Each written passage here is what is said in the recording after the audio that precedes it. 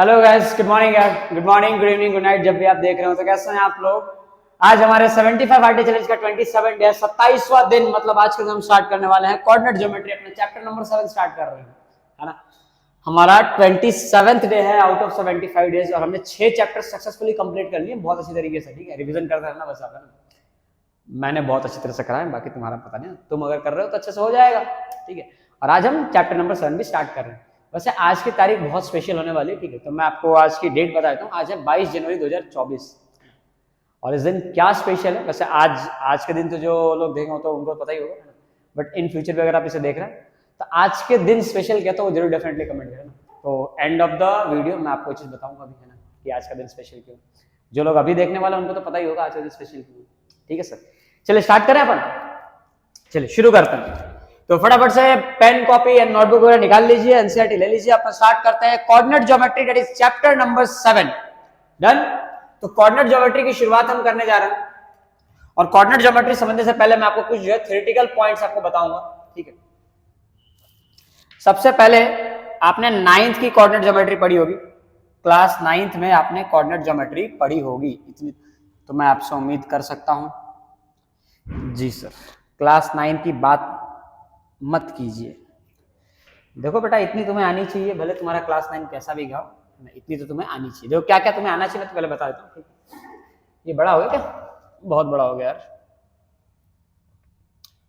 अब इक्वल लग रहा है। ठीक है, डन। चलिए, तो इसमें काम की इंफॉर्मेशन सबसे पहले मैं कुछ पॉइंट्स आपको बता रहा हूँ, वो पॉइंट्स आप लोग लिख लेना, है ना। सभी लोगों को पॉइंट्स लिख लें। ठीक है, क्या है वो पॉइंट्स? पॉइंट वगैरह मैं आपको डिटेल देता हूँ। ठीक है, यहाँ पे O आएगा, इस चीज को हम X कहेंगे, ये हमारा हो गया X डैश। ठीक है, ये हमारा Y होगा और ये होगा हमारा Y डैश। तो कुछ पॉइंट्स है जिनका आप खास तरीके से ध्यान रखें। सबसे पहला पॉइंट आपको ये लिखना है कि the horizontal line XO X dash, the horizontal line XO X dash is known as X axis. इस लाइन को हम जो है X एक्सिस कहते हैं। ठीक है, the vertical line YO Y dash, इस लाइन को जो है हम Y एक्सिस कहते हैं। बात क्लियर होगी? ठीक है, अगेन बहुत सिंपल चीज है, दोनों ही लाइन एक्स एक्सिस और वाई एक्सिस जिस पॉइंट पे इंटरसेक्ट करते हैं उस पॉइंट ऑफ इंटरसेक्शन को ओरिजिन कहा जाता है, कैपिटल O से डिनोट करते हैं। Done sir. एक्स एक्सिस इस साइड पॉजिटिव होगा, इस साइड नेगेटिव होगा, वाई एक्सिस इधर पॉजिटिव और नीचे नेगेटिव। इनकी मार्क में करता हूं, ये होगा 1 2 3 4 5 एंड सो ऑन। ठीक है, सिमिलरली इस साइड हो जाएगा -1 -2 -3 -4 and -5 so on. And here will be -1 -2 -3 -4 -5। ऊपर भी आएगा 1 2 3 4 और 5। डन। तो ये आपको दिख रहा है, इधर पॉजिटिव है, इधर नेगेटिव है, ये नेगेटिव है, ऊपर पॉजिटिव है। देखो अब इसमें ना काम की चीज ये है कि जो दोनों अपने कोऑर्डिनेट एक्सेस होते हैं, जो दोनों अपने कोऑर्डिनेट एक्सेस हैं, वो इस पूरे प्लेन को 4 इक्वल पार्ट में डिवाइड कर रहे हैं, 1 2 3 एंड 4। और ये चारों इक्वल पार्ट को एक एक पार्ट को हम कहते हैं क्वाड्रेंट। क्या कहते हैं सर? इसे कहा जाता है सब क्वाड्रेंट। क्वाड्रेंट स्पेलिंग लिख दी मैंने। और ये क्योंकि इसके कहेंगे अपन फर्स्ट क्वाड्रेंट, ये हो जाएगा अपना सेकंड क्वाड्रेंट, और ये है हमारा थर्ड क्वाड्रेंट, और ये है हमारा फोर्थ क्वाड्रेंट। टोटल 4 क्वाड्रेंट होते हैं, चारों इक्वल पार्ट में डिवाइड होते हैं। ध्यान रहे, ये क्वाड्रेंट एक दूसरे को परपेंडिकुलर होते हैं, यहाँ पे है ना, जहां पे कट करते हैं 90 डिग्री बनेगा वहां पे। Clear sir? चलिए, इसके अलावा और काम की इंफॉर्मेशन क्या है सर? काम की देखो इंफॉर्मेशन ये है बेटा, है ना। अपन सबसे पहले आपको ये टर्म समझ लेते हैं। अपन एक टर्म आएगा हमारे पास ऑर्डर्ड पेयर। ऑर्डर्ड पेयर क्या होता है? ठीक है, देखो हम जितने भी टर्म्स को इस तरह से A, B में लिखेंगे, ठीक है, इस चीज को कहा ना, ये इस चीज को हम कहेंगे कोऑर्डिनेट। कोऑर्डिनेट क्या है? किसी भी पॉइंट की लोकेशन। जैसे मैंने लिखा पॉइंट P A, B है ना, अपन समझते थोड़ा सा यहाँ पर। जैसे मान लीजिए मैंने लिखा 3,4, point P is equal to 3,4, इस पॉइंट को मुझे लोकेट करना है। 3, एक काम करो ना, इसे आप कर दो 1,4 कर दो। ना थोड़ा सा 4,1 कर दो। अब कोई चेंज नहीं करेंगे। इसका मतलब क्या है कि x जो पहला वाला आपका जो पार्ट होगा, जो पहला सबसे पहले आपको देखने मिलेगा, उसे हम x कोऑर्डिनेट कहेंगे। x कोऑर्डिनेट, ठीक है, इसको भी x और y ही कर दो ताकि आपको बेहतर समझ में आए, है ना। ये हो गया आपका x और ये हो गया आपका y। सो जो फर्स्ट पार्ट जो इसमें होगा उसे हम कहेंगे x कोऑर्डिनेट, या फिर उसे एब्सिसा भी कहा जाता है।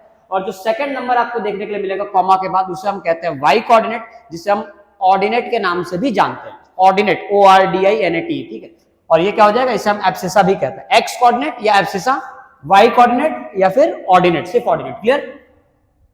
अब पॉइंट यहाँ पे पी है ना, P4,1 दिया हुआ है, इसका मतलब क्या होगा, पॉइंट पी की लोकेशन बता रहे हैं हम। पॉइंट पी की लोकेशन जो है एक्स एक्सिस पे 4, 1 2 3 4 यानी यहाँ पे, और वाई एक्सिस पे 1 यानी इस पॉइंट में आपको 1 × 2 पर जाना है। ये हो गया x = 4,1। ये जो आपका पॉइंट मिलेगा ये पॉइंट पी होगा, दैट इज 4,1। तो इस तरह से ये पॉइंट लिखे जाते हैं। ये हो गया पॉइंट पी के कोऑर्डिनेट्स।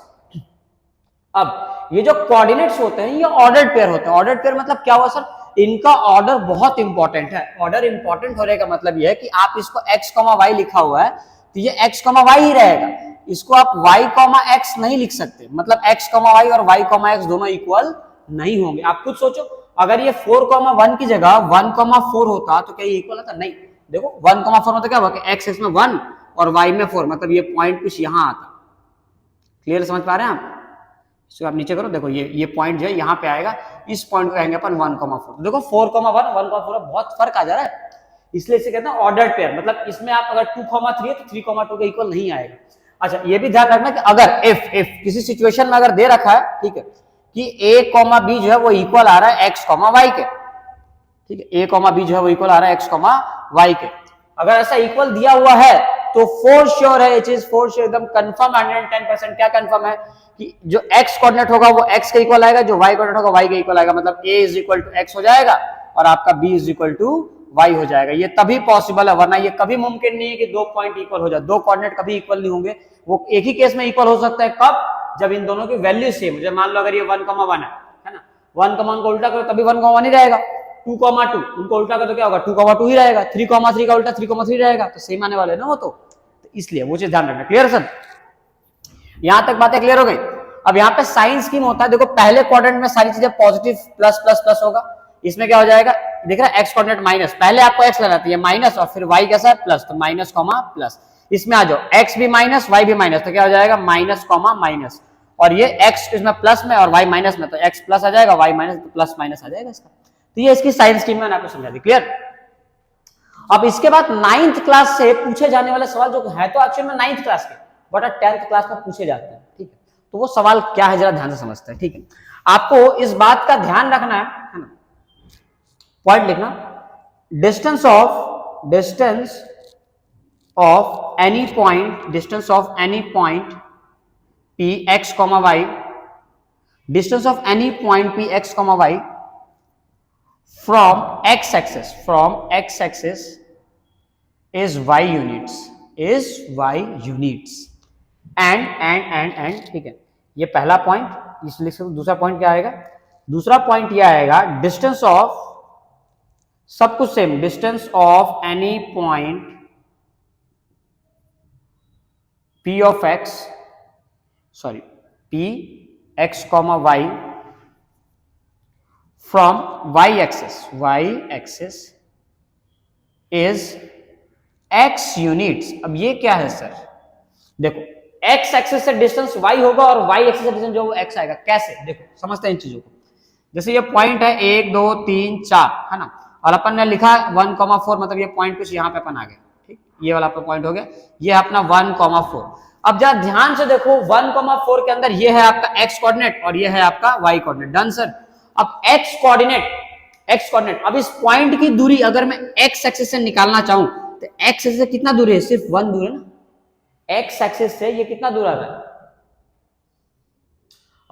x एक्सिस से एक्चुअली मैंने पॉइंट उल्टा कर दिया, आज ज्यादा ही गलती कर दी मैंने। 4,1 हो गया, 4,1। अब चेक करते हैं। ठीक है, 4,1, अगर ये चीज पॉइंट 4,1, क्यों 4,1? क्योंकि x में 4 है ना, 1 2 3 4, x में 4 और y में 1, 4,1 आ गया। अब इस 4,1 जो पॉइंट है इसकी डिस्टेंस अगर आप निकालो, इसकी डिस्टेंस निकालो x एक्सिस से, तो x एक्सिस सिर्फ इतना ही दूर है ये, और 1 यूनिट दूर है, यानी y यूनिट दूर हो जाएगा। मतलब कोई भी पॉइंट x एक्सिस से कितना दूर होगा, उसके y कोऑर्डिनेट के बराबर। और यही पॉइंट y एक्सिस से कितना दूर है, दिख रहा है, y एक्सिस से 4 पॉइंट दूर है, तो y एक्सिस से इसकी दूरी जो है कितनी हो जाएगी, 4, यानी x कोऑर्डिनेट के बराबर।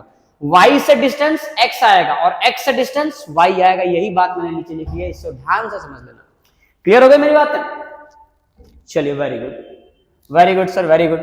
और दो चार काम की इंफॉर्मेशन मैं इसमें लिखवा आपको बता दे रहा हूं, आप लिख लेना। ध्यान रखना कि इस एक्सिस पे, एक्स एक्सिस पे वाई कोऑर्डिनेट हमेशा 0 आएगा और वाई एक्सिस पे एक्स कोऑर्डिनेट हमेशा 0 आएगा। ये बात आपको ध्यान रखना है, ठीक है। इसके अलावा और क्या कह सकते हैं अपन, देखो इसके अलावा अपने और ये चीज समझ सकते हैं, किसी भी पॉइंट का, ये भी एक गुजरात बोर्ड का बहुत ही फेवरेट क्वेश्चन है कोऑर्डिनेट ज्योमेट्री से, जो पूछा जा सकता है। क्या पूछते हैं सर, देखिए ये पूछ लेंगे आपसे कि अगर मैंने कोई पॉइंट बनाया है, ठीक है, लेट्स से कि हमने कोई पॉइंट रखा 4,1,4, तो एक्स में अपन आ जाते हैं 1, 2 पे आ जाओ, 2,5 ले लेते हैं, ये 1 2 1 2 3 4 5, ये पॉइंट समथिंग आ गया यहाँ पे, done done done done done done done, okay done, ये पॉइंट आ गया यहाँ पे, ठीक है। ये हो गया आपका x में 2, y में 5, 2,5। अब जरा ध्यान से देखना सवाल क्या पूछा जाता है। सवाल में ये आएगा आपके कि इस पॉइंट P से एक फुट ऑफ परपेंडिकुलर, मतलब एक परपेंडिकुलर लाइन ड्रॉ की है, तो परपेंडिकुलर लाइन या तो आप यहां बना सकते हैं या आप यहां कर सकते हैं, जैसे ये परपेंडिकुलर है ना, और ये भी क्या है यहाँ पे परपेंडिकुलर है। तो फुट ऑफ परपेंडिकुलर अगर आप P से x एक्सिस पर ड्रॉ करते हो या फिर P से आप y एक्सिस पर ड्रॉ करते हो, क्वेश्चन पूछा जाता है बहुत बार, ध्यान रखना। तो अगर x एक्सिस पे आपने फुट ऑफ परपेंडिकुलर ड्रॉ किया है, तो ये मान लो ये m है और ये क्या है, ये पॉइंट n है, तो आपसे इस पॉइंट m के कोऑर्डिनेट पूछ लेगा। समझे मेरी बात, आपको बोलेगा कि पॉइंट P से अगर मैं फुट ऑफ परपेंडिकुलर ड्रॉ करता हूं x एक्सिस पे, तो इसके कोऑर्डिनेट क्या होंगे। अब आपको बड़ी ही चतुराई से इसका जवाब लिखना, जरा समझना। इस पॉइंट में क्या मैं लेफ्ट राइट आगे पीछे जा रहा हूं, नहीं, मतलब x एक्सिस में ना मैं आगे गया ना मैं पीछे गया, मतलब मेरा x कोऑर्डिनेट तो कोई चेंज होगा ही नहीं, मतलब मेरा x 2 था पहले भी और अभी भी, देखो मेरा x कितना रहेगा 2, तो x तो आपका 2 आ जाएगा। फर्क क्या है y में, y पहले ऊपर था, देखो y ऐसे ना चेंज हो रहा ना, तो y ऐसे धीरे आके नीचे हो गया, कितना आया y नीचे 0 पे आ गया ना, यहाँ पे तो क्या होगा, यहाँ पे y 0 हो जाएगा, तो आपका ये आ जाएगा 0, 2,0। इन शॉर्ट जो भी आपका पॉइंट रहे, है ना, जो भी आपका पॉइंट रहे, अगर वहां से परपेंडिकुलर x एक्सिस पे है, x कोऑर्डिनेट 0 हो जाएगा, और वहां से परपेंडिकुलर अगर y एक्सिस पे है तो उसका y है ना, x अगर y कोऑर्डिनेट पे है तो y को सेम रखना, y कितना आ जाएगा आपका 5 ही आ जाएगा, लेकिन x 0 हो जाएगा। मैंने बताया था ना, y एक्सिस पे x 0 और x एक्सिस पे y 0। क्लियर, ये सवाल बहुत पॉपुलर, ध्यान से पूरा कैसे समझ लेना। डन, चलिए, तो ये भी एक सवाल जो है पूछा जाता है। इसके अलावा और कोई सवाल नहीं, इसके अलावा फिलहाल तो कोई, हाँ एक है ना कोऑर्डिनेट्स, ये भी ध्यान रखना, वेरी वेरी इंपॉर्टेंट पॉइंट, भूल मत जाना। कोऑर्डिनेट, अगर ये तुम भूल जाते हो तो तुम्हें कोई अधिकार नहीं है। Coordinates of origin, coordinates of origin 0,0, 0,0 origin के कोऑर्डिनेट्स होते हैं। ओरिजिन मतलब क्या सर, ये वाला पॉइंट, देखो यहाँ पे x भी कितना हो गया 0 और यहाँ पे y भी कितना हो रहा है 0, तो 0,0 हुआ ना, x 0 y 0, खत्म। अब देखिए यहां से अपन स्टार्ट करते हैं 10th का कंसेप्ट। अब यहां से समझना शुरू करना, यहां से आपको समझने की शुरुआत करनी है। Distance, distance between two points on x axis, क्या होता है sir distance between two point on x axis. देखो समझते हैं ध्यान से, दो पॉइंट के बीच की दूरी, अगर दोनों के दोनों पॉइंट x एक्सिस पे होते हैं, तो लेट्स से कि हमारा एक पॉइंट है ये कितना हो जाएगा x1, 0 और ये पॉइंट कितना हो जाएगा आपका x2, 0, हमने मान लिया। तो दो पॉइंट के बीच की जो दूरी आती है, जो डिस्टेंस आएगा, लेट्स से कि ये a है ये b है, तो ये डिस्टेंस जो ए बी आपका आएगा वो क्या होगा, ये आएगा आपका x2 माइनस x1। क्या होगा सर, x2 माइनस x1, ये इसका, हाँ x1 माइनस x2 भी कर सकते हो ना, आपको अगर नहीं भा रहा है तो आप इसे x1 माइनस x2 भी कर सकते हो। अब सर आपने बता दिया, मैं मानू कैसे, तो देखो आपको मनवाने के लिए मैंने यहाँ पे एक क्वेश्चन भी ले लिया। मान लो कि ये पॉइंट 1 है और ये जो आपका पॉइंट है 2 3 4 और ये 5 आ गया। अब समझो 1 और 5 के बीच में आपको डिस्टेंस अगर आप काउंट करो, देखो कितना आएगा, 1 2 3 4, है ना। अब क्या करो, 5 माइनस 1 कर लो, देखो तब भी 4 मिल रहा है, माइनस करने पे आ गया ना आंसर, तो हर बार हम काउंटिंग क्यों करेंगे, इसलिए हम माइनस करके आंसर लेके आ जाते हैं। डन, चलो अगर आपको इतनी बात समझ में आ जाती है तो डेफिनेटली ये भी फिक्स्ड है कि आपको ये भी समझ में आएगा distance between two points lying on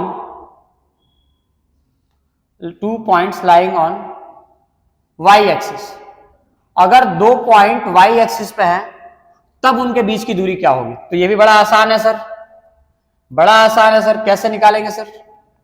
देखिए सर, एक्स एक्स वाई और वाई, मान लो एक पॉइंट यहाँ पे है, एक पॉइंट वहां पे है, अगेन इसको ए कह दो, इसको बी कह दो, ये हो गया आपका 0,y1 और ये कितना हो जाएगा 0,y2 हो जाएगा। क्यों? बताया था ना, एक्स पे वाई 0 और वाई पे एक्स 0, तो वाई पे एक्स 0 हो गया।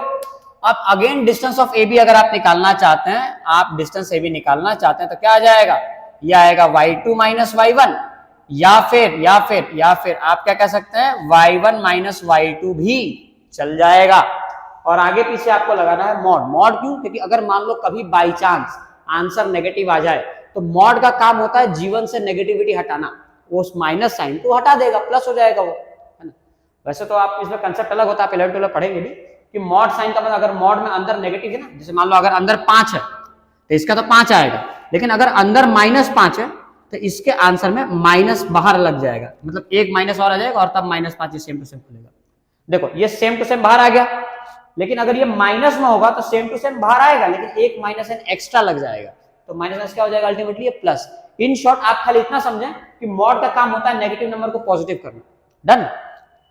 अब ऐसा क्यों? क्योंकि बेटा डिस्टेंस जो है कभी नेगेटिव थोड़ी आएगा कि तुम -2 किलोमीटर जॉगिंग करके आए, ऐसा बोलोगे क्या तुम? कोई भी नहीं करता, कहां से बोल देंगे आप, है ना। Done sir. अगला पॉइंट है, ये पॉइंट भी बड़ा very very very very very important है सर, इस पर हर बार सवाल पूछा जाता है ऑलमोस्ट।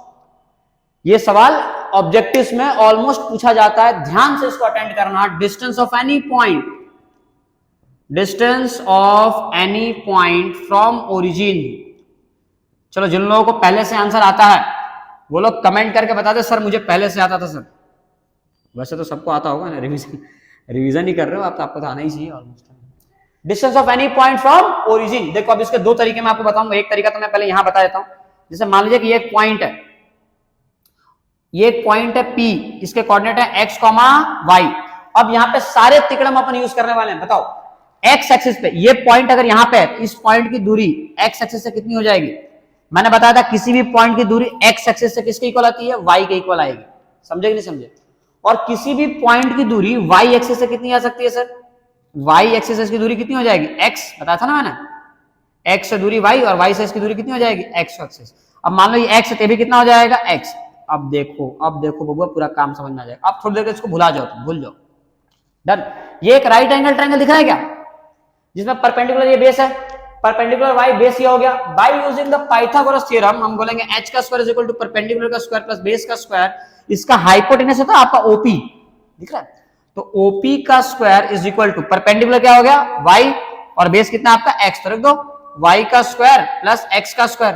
तो यहां से आपको क्या देखने मिलेगा? OP square is equal to x का स्क्वायर प्लस y का स्क्वायर, और OP is equal to under root में आ जाएगा x का स्क्वायर प्लस y का स्क्वायर। अब ये क्या है सर? यही तो फॉर्मूला है, ये डायरेक्ट पूछा जाता है। कई बार क्या करेंगे, आपको एग्जामिनर क्या करेगा, आपको बोल देगा कि एक पॉइंट है a, b, बताओ इसका डिस्टेंस ओरिजिन से क्या होगा। तो आपको ध्यान रखना है x ओरिजिन से डिस्टेंस निकालना है, मतलब x वाले का स्क्वायर यानी a का स्क्वायर और y वाले का स्क्वायर यानी y की जगह b है तो b का स्क्वायर। ये हो गया distance of this point from origin. बड़ा आसान था। इस पे सवाल कैसे पूछे जाते हैं सर? देखो इस पे सवाल ऐसे पूछे जाते हैं, मैं आपको एक दिखा देता हूं, ठीक है। इस पे सवाल ऐसे पूछे जाते हैं, आपसे ये पूछ लेंगे बताओ एक पॉइंट है P -3,4, आप बताओ इसका ओरिजिन से डिस्टेंस कितना आएगा। तो क्या करना है आपको, ओरिजिन से डिस्टेंस निकालने के लिए -3 का स्क्वायर करेंगे प्लस 4 का स्क्वायर कर देंगे तो ये आ जाएगा आपका 9 और ये आएगा 16। 9 + 16 हो गया 25, और 25 क्या होता है 25, 5 का स्क्वायर तो रूट से बाहर निकल गया 5, यानी इस पॉइंट की दूरी ओरिजिन से 5 यूनिट्स आएगी सर। डन। बात समझ में आ गई आपकी, मतलब आपको मेरी बात समझ में आ गया सर, ठीक है। अब इस पूरे चैप्टर का सबसे मेन पार्ट 7.1 का सबसे जो कह सकते हैं ना एकदम जो जान है इस चैप्टर की, डिस्टेंस फॉर्मूला। अब हमें उस फॉर्मूले की तरफ बढ़ना है। इसी फॉर्मूले के लिए तो आप यहां पे आए थे। चलो स्टार्ट करें। अब ये चीज ना अपने आप बिना कंप्लीट किए आज का लेक्चर पूरा नहीं हो सकता था ना बिना डिस्टेंस फॉर्मूला के, तो इसीलिए हमें ये चीज मिटाना भी पड़ गया और डिस्टेंस फॉर्मूला स्टार्ट भी करेंगे अपन। तो आज नेक्स्ट टॉपिक क्या आ जाएगा आपका? Distance formula. अब देखो डिस्टेंस फॉर्मूला वो चीज है जिसमें अभी तक आपके सारे कंसेप्ट यूज रहेंगे जो भी मैंने आपको बताया। देखो ध्यान से देखना, एक एक चीज समझ में आएगी। लाइन टेढ़ी हो गई, ठीक है ठीक है ठीक है, एक और बार। इस बार आपकी लाइन जो है सीधी इस बार भी नहीं बनी है, कोई बात नहीं, फिर मिटाऊंगा मैं फिर मिटाऊंगा सर, मैं फिर कोशिश करूंगा। ठीक है सर, देखो बन गया सर सीधी लाइन। वही तो बात है सर, असफलता एक चुनौती है, इसे स्वीकार करें और कोशिश करते रहे, है ना। याद होगा आपने ये कविता पढ़ी होगी, कोशिश करने वालों की कभी हार नहीं होती। ठीक है, चलो स्टार्ट करते हैं अपन। मान लेते हैं डिस्टेंस फॉर्मूला। डिस्टेंस फॉर्मूला क्या होता है? ये होता है एक्चुअल में distance between any two random points. कोई भी दो पॉइंट अगर अपन ले लेते हैं, रैंडम दो पॉइंट ले लेते हैं, तो उनके बीच की डिस्टेंस कैसे निकालेंगे? इस बार कोई ओरिजिन पे पॉइंट नहीं होगा, कोई पॉइंट एक्सिस पे नहीं होगा, दो रैंडम पॉइंट की बात करते हैं। दोनों पॉइंट को अपन ने मान लीजिए हवा में लटका दिया, ये पहला पॉइंट और ये आ गया आपका दूसरा पॉइंट। लेट्स से कि ये ए है, ये हो जाएगा x1, y1, और ये पॉइंट आपका बी है, ये हो जाएगा आपका x2, y2। क्या मेरी बात क्लियर है? अब देखो जो सॉल्व करने का तरीका क्या होगा, हमें क्या करना है, यहां से एक फुट ऑफ परपेंडिकुलर ड्रॉ करना है। मैंने अभी भी आपको बताया था कि अगर मैं फुट ऑफ परपेंडिकुलर ड्रॉ करूंगा तो उसका x कोऑर्डिनेट में कोई बदलाव नहीं, यानी ये x1 ही रह जाएगा, लेकिन y कोऑर्डिनेट कितना हो जाएगा? 0। सिमिलरली अगर मैं इसका फुट ऑफ परपेंडिकुलर यहां पे ड्रॉ कर दूंगा तो ये क्या हो जाएगा? इसके भी देखो x में कोई बदलाव नहीं, ये हो जाएगा x2, 0। डन, मेरी बात समझ में आ गई? अब अगर मैं इस पे y एक्सिस पर परपेंडिकुलर ड्रॉ करता हूं तो ये x0 हो जाएगा, 0, y1, और इसका क्या हो जाएगा? ये आपका हो जाएगा 0, y2। Done done done done done sir, done done done. अब देखो ध्यान से, मेरी बात ध्यान से सुनना। इस दोनों पॉइंट के बीच की दूरियां क्या होगी? x2 minus x1। तो ये भी तो रेक्टेंगल बनना है, तो ये भी कितना हो जाएगा? ये पॉइंट जो है ये कितना हो गया? x2 minus x1। मेरी बात समझ में आ रही कि नहीं आ रही? डन, ये x2 माइनस x1 हो गया, इनके बीच की डिस्टेंस, ये भी कितना हो जाएगा? x2 minus x1। अब यहां ध्यान दें, इन दोनों पॉइंट के बीच की दूरी क्या हो जाएगी? y2 minus y1। ये भी कितना हो गया? y2 माइनस y1, है ना। तो यहां पे अपन लिख दे रहे हैं, ये कितना आ गया sir? y2 minus y1। Done, okay done. अब ये एक राइट एंगल ट्रायंगल दिख रहा है, ये चीज देखो ध्यान से। अगर मैं इसकी बात करूं तो ये आपको एक राइट एंगल ट्रायंगल दिख रहा होगा, आपको ये 90 डिग्री बन रही है ना। अब इस राइट एंगल ट्रायंगल में इसका बेस ये है, इसका परपेंडिकुलर ये दिख रहा है आपको। अब अप्लाई करो पाइथागोरस थ्योरम, आपको ए और बी का डिस्टेंस निकलेगा। तो हम यहाँ पे लिखेंगे ए बी है ना, क्या होता है? हाइपोटेनस का square is equal to perpendicular का स्क्वायर प्लस बेस का स्क्वायर। हाइपोटेनस कितना है सर? A B. तो सब ए बी की जगह पे ए बी क्या होगा? हाइपोटेनस ए बी का square is equal to perpendicular कितना है सर? y2 माइनस y1 का स्क्वायर, और हाइपोटेनस ये बेस कितना है? x2 माइनस x1, और इसका भी स्क्वायर करना है। अब खूबसूरती के लिए, गणित की खूबसूरती बनी रहे इसके लिए हम क्या करेंगे? ऑल्टरनेट ना, इंटरचेंज कर देंगे। ऑल्टरनेट इंटरचेंज कर दो ना। क्यों? x पहले अच्छा लगता है, बस और कोई रीजन नहीं है ना। a कॉमा बी देखा आपने, कहीं b कॉमा हम नहीं लिखते, क्यों? a कॉमा बी अच्छा लगता है सर, a प्लस बी ज्यादा अच्छा लगता है b प्लस a के मुकाबले। तो बस वही लॉजिक है, अपने को x पहले अच्छा लगता है इसलिए अपन x को पहले आगे कर देंगे, है ना। तो यहां से मिलेगा अपने को ए बी का square is equal to x2 minus x1 का whole square plus y2 minus y1 का होल स्क्वायर, और यहां से A B is equal to क्या हो जाएगा? स्क्वायर और रूट लगा दो, दिया जाएगा x2 माइनस x1 का whole square plus y2 minus y1 का होल स्क्वायर, और ये हो गया आपका डिस्टेंस फॉर्मूला बनके तैयार। सर लेकिन हम तो पढ़े थे कि x1 माइनस x2 होता है। बिल्कुल सही पढ़ते, गलत वो भी नहीं है। देखो इसकी जगह अगर आपने ये पढ़ा हुआ है कि अंडर रूट में x1 माइनस x2 का square plus y1 minus y2 का स्क्वायर, तब भी कोई तकलीफ नहीं है। तकलीफ कब भी नहीं है, क्यों? क्योंकि ज्यादा क्या, अगर मान लो ये प्लस है तो ये नेगेटिव आएगा, और नेगेटिव का स्क्वायर भी तो सेम आएगा। प्लस 5 है चाहे माइनस 5 है, भाई 5 का स्क्वायर भी 25 और माइनस 5 का स्क्वायर भी 25। मतलब ये स्क्वायर होने की वजह से चाहे आप ऐसे करो चाहे आप ऐसे करो, झेल लेगा ना, क्योंकि नंबर का स्क्वायर करने पर सेम आंसर आएगा। इसलिए आप ये x1 माइनस x2 लिखो तब भी सही है, और x2 माइनस x1 करो तब भी सही। गलत कब होगा? मान लो आपने यहाँ पे x1 माइनस x2 किया, लेकिन यहाँ पे आप उल्टा कर दो, यहाँ पे y2 माइनस, यहाँ पे 1 माइनस 2 है और यहाँ पे तुम 2 माइनस 1 अगर तुम कर दे तो ये अगर तुमने बकलोली नहीं करी तो फिर तुम्हारा गलत नहीं होगा, है ना। और अगर मान लो तुम बकलोल नहीं हो, है ना, तुम अगर समझदार हो, तुम बुड़बक नहीं हो, तो फिर तुम क्या करोगे? यहाँ अगर 1 माइनस 2 तो यहाँ पे 1 माइनस 2 करना, यहाँ अगर 2 माइनस 1 किया तो यहाँ पे भी 2 माइनस 1 करना, तब तुम बकलोल नहीं रहोगे। नो मोर बुड़बक। Done sir. तो इसी के साथ में आपका डिस्टेंस फॉर्मूला यहाँ पे कंप्लीट होता है सर, कंप्लीट होता है। ओके, तो मैंने आपको वीडियो के स्टार्टिंग में एक बात बताई थी कि आज ना 22 जनवरी है 2024। तो ऑब्वियस सी बात है आज हमारे भगवान राम जो है अयोध्या में वापस आए, है ना, ऐसा हमारी मान्यता है। भगवान राम का मतलब हमने मंदिर निर्माण हुई थी, तो पूरी ऑल ओवर इंडिया में के लिए बहुत ही स्पेशल दिन था। सभी ने इसकी दिवाली मनाई आज ऑलमोस्ट। तो आप सभी को हमारी तरफ से इसकी ढेर सारी शुभकामनाएं।